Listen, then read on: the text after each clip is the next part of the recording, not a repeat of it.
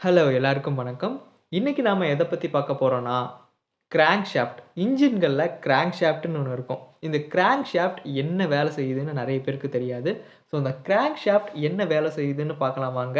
இந்த கிராங்க் ஷாஃப்ட்டோட அ ஃபுல்லான பர்ப்பஸ் பார்த்தீங்கன்னா, அதாவது முக்கியமான வேலை பார்த்தீங்கன்னா, a reciprocating motion of piston convert into rotary motion. அதாவது அ முன்பின் இயக்கமான பிஸ்டன் முன்பின் இயக்கம்னு சொல்லுவாங்க. அந்த முன்பின் இயக்கத்த சுழற்று இயக்கமா மாத்தி தர்ற வேலைய தான் இந்த கிராங்க் ஷாஃப்ட் பாக்குது.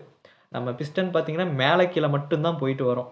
அந்த மேல கீழயே நம்ம எடுத்து நம்ம பர்ப்பஸ்க்காக நம்ம ஒர்க் பண்ணி எடுத்துக்க சொல்ல முடியாது.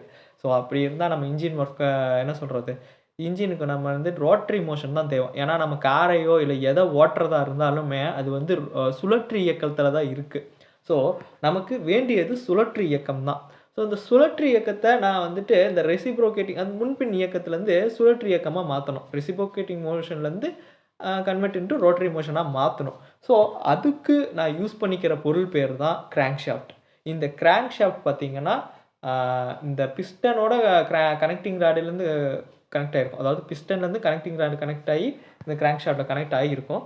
இந்த கனெக்டிங் ராட்டு அந்த பிஸ்டன்ஸ் இது 2ம் சேர்ந்து மேல கீழ இருக்கும்போது, அந்த கனெக்டிங் ராட் என்ன பண்ணும்னு பார்த்தீங்கன்னா, இத ஒரு வகையான ஒரு சுத்தும்.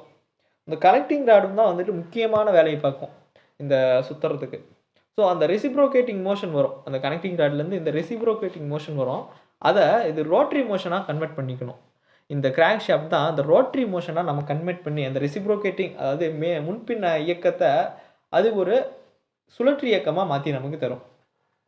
ஸோ இந்த ஒரு முக்கியமான வேலை தான் இந்த கிராங்க் ஷாஃப்ட் இன்ஜின்கள்ல பாக்குது.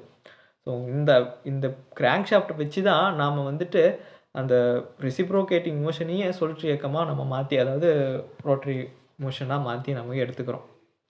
ஸோ இன்னைக்கு இந்த கிராங்க் ஷாஃப்ட்ட பத்தி பேசிக்கான விஷயம் தெரிஞ்சிருப்பீங்கன்னு நம்புறேன். நன்றி.